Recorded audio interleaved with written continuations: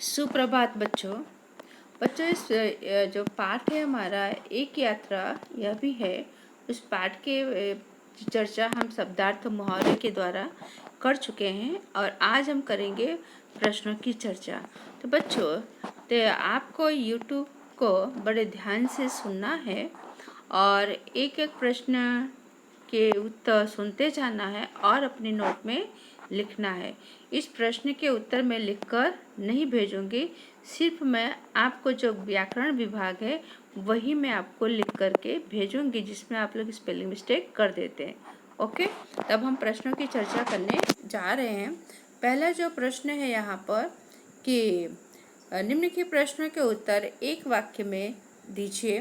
प्रश्न है एक, लेखक को ग्वालियर क्यों जाना पड़ा? तो लेखक को ग्वालियर से जाना पड़ा क्योंकि उन्हें किसी डॉक्टर को मिलना था, बराबर। फिर नेक्स्ट प्रश्न, लेखक के ना कहने पर भी ऑटो वाला उनका क्यों इंतजार कर रहा था? तो लेखक के ना कहने पर भी ऑटो वाला उनका इंतजार कर रहा था क्योंकि वह उन्हें होटल तक पहुंचाना चाहता था। Okay, next question, third question प्रश्न, लड़की ने मोहन से घिघियाते हुए क्या कहा? तो लड़की ने मोहन से घिघियाते हुए कहा कि मुझे बचा लो। मोहन लड़की से विवाह करने को क्यों तैयार हो गया? तो मोहन लड़की से विवाह करने के लिए से तैयार हो गया क्योंकि लड़की सुंदर और परिचित थी। शादी ना करे तो उसकी जिंदगी खतरे में पड़ने की संभावना थी। ओके, नेक्स्ट प्रश्न है जो है, अब चौथा जो प्रश्न है, चौथा नहीं, पांचवा प्रश्न कि थानेदार की क्या विशेषता थी? तो थानेदार की यह विशेषता थी कि वह कवि भी था और कवि भी था और उसकी जो कविताएं थी मानवीय संवेदना से भरी होती थी। ओके, नेक्स्ट प्रश्न, छठा प्रश्न, मोहन ने ज़्यादा पैसा लेने से क्यों इनकार कर दिया? तो मोहन ने ज़्यादा पैसा लेने से इनकार कर दिया क्योंकि लेखक दंपत्ति से मिला प्रेम जो मिला था उसके लिए पैसों से बढ़कर था, बराबर, इसलिए वो लेने से इनकार कर रहा था। बच्चों, नेक्स्ट जो प्रश्न है कि निम्नलिखित प्रश्नों के उत्तर 2-3 वाक्यों में लिखिए। कितने वाक्य में? 2-3 वाक्यों में लिखिए। पहला प्रश्न है कि लेखक ने ऑटो वाले की बात को स्वीकृति क्यों दे दी, बराबर। तो इसका उत्तर इस तरह से होगा कि लेखक ने ऑटो वाले की जिद और आवाज़ में एक प्रकार का अपनापन का आकर्षण को महसूस हुआ, जिससे लेखक उस ऑटो वाले से काफ़ी प्रभावित हो गए और उन्होंने उसकी रिक्शा में बैठने के लिए हुए स्वीकृति दे दी। नेक्स्ट क्वेश्चन, मोहन की पारिवारिक स्थिति क्या थी? तो मोहन का घर आगरा में था और बचपन में उसके माता पिता चल बसे थे और बड़े भाई ने ही उसकी परवरिश की थी। बड़ा भाई वकील था और शादीशुदा था। मोहन BA पास करने के बाद नौकरी खोज रहा था। ओके, फिर नेक्स्ट थर्ड प्रश्न, लड़की किस बात के लिए तैयार नहीं थी, क्यों? तो लड़की के माता पिता उसे एक अधेड़ व्यक्ति के हाथ उसे बेच रहे थे। लड़की उस खुसट के साथ जाने को तैयार नहीं थी क्योंकि उससे उसकी ज़िंदगी बर्बाद होने की संभावना थी। नेक्स्ट क्वेश्चन है, लेखक मोहन को बहुत बड़ा क्यों बताते हैं? अब लेखक मोहन को बड़ा इसलिए बताते हैं कि लेखक कहते हैं कि बड़े बड़े लोग नारी हित और कल्याण की बातें भाषण देते हैं लेकिन उनके व्यवहार में लाते नहीं हैं। और यहाँ पर आपने तो मोहन नहीं तो उस लड़की को पत्नी बनाकर उसे बुरी दशा से बचाया और उसे मानवतापूर्ण साहस के साथ उसे स्वीकार भी किया है। इसलिए लेखक ने मोहन को सबसे बड़ा बताया है। ओके, फिर नेक्स्ट प्रश्न है कि निम्नलिखित प्रश्नों के उत्तर विस्तार से लिखिए। बराबर, पहला जो प्रश्न है कि लेखक यात्रा से क्यों डरते थे। बराबर, तो लेखक यात्रा प्रिय नहीं थे। करते समय उन्हें डर लगता था और सोचते थे कि रास्ते में जाने कैसे कैसे लोग मिलेंगे और नए शहर के लोगों के का व्यवहार कुछ अजीब ही रहता था और उन्हें यह परेशानी होती थी कि ऑटो वाले के बारे में सोचकर कि नए शहर में ऑटो वाले मनमानी किराया मांगेंगे। इन्हीं कारणों से लेखक को क्या डर लगता था। नेक्स्ट क्वेश्चन, मोहन का चरित्रण कीजिए। बराबर, तो मोहन का चरित्रण करना है। तो मोहन के माता पिता बचपन में ही चल बसे थे और उसके बड़े भाई उसके परवरिश के और वो शादीशुदा थे। बड़ा भाई वकील था। मोहन बीए की पढ़ाई कर चुका था।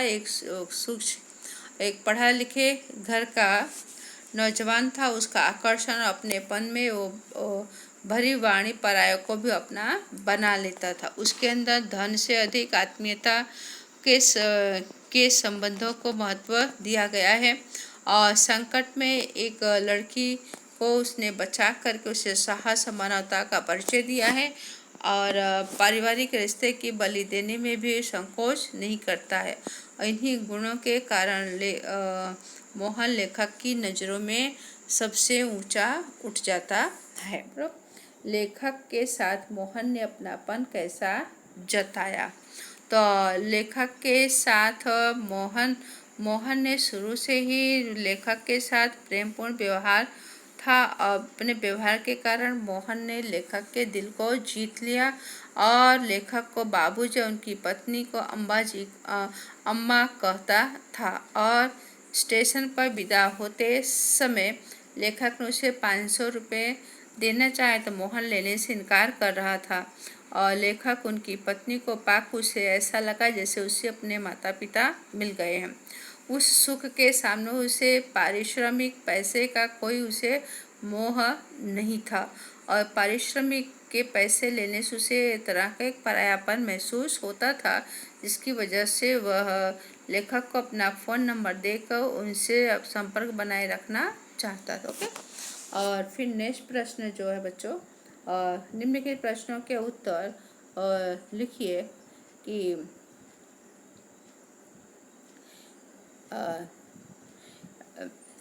निम्नलिखित विधान किसने किससे और क्यों कहा है। बराबर, तो इसको आपको लिखना है। तो देखते हैं जो विधान है यहाँ पर, किसी से विवाह करना प्रीतकर भी होगा और मानवीय भी होगा। बराबर, तो यह विधान किसने लिखा और किसके लिए कहा गया है। तो इसका उत्तर इस तरह से होगा कि यह विधान मोहन ने इससे विवाह करना प्रीतकर भी होगा और मानवीय भी होगा। तो यह विधान मोहन ने थानेदार से कहा क्योंकि लड़की सुंदर और परिचित थी। दूसरा प्रश्न, भाई हर क्षेत्र में कोई न कोई मसीहा दिखाई पड़ ही जाता है। यह विधान लेखक ने मोहन से कहा क्योंकि थानेदार ने उसकी शादी कराने में मदद की। और नेक्स्ट जो है, मुझे इतना पराया न कीजिए बाबूजी। यह विधान मोहन ने बाबूजी से यानी लेखक से कहा क्योंकि वे मोहन को आग्रह कर पारिश्रमिक दे रहे थे। ओके, नेक्स्ट प्रश्न जो है बराबर, अब यहाँ पर दिया हुआ है कि निम्न सही शब्द चुनकर योग्य उत्तर लिखिए। तो ऑटो वाले ने लेखक को नई जगह पर पहुंचा दिया क्योंकि यहाँ पर है, देखते हैं, अबाका में लेखक को दूसरी जगह घूमने जाना था। वहाँ डॉक्टर हाजिर नहीं था। डॉक्टर ने क्लिनिक की जगह बदल दी। तो ये आंसर होगा कि डॉक्टर ने क्लिनिक की जगह बदल दी। बराबर, फिर नेक्स्ट प्रश्न जो है, प्रश्न सेकंड जो यहाँ पर देखते हैं कि बात करते हुए मोहन रुक गया और चुप्पी सी छा गई, क्योंकि हाँ,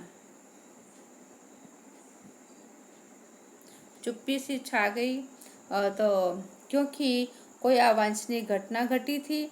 यह नौकरी की तलाश उसे आगरा से भटकते हुए ग्वालियर आना पड़ा। यह उसे एक लड़की मिल गई।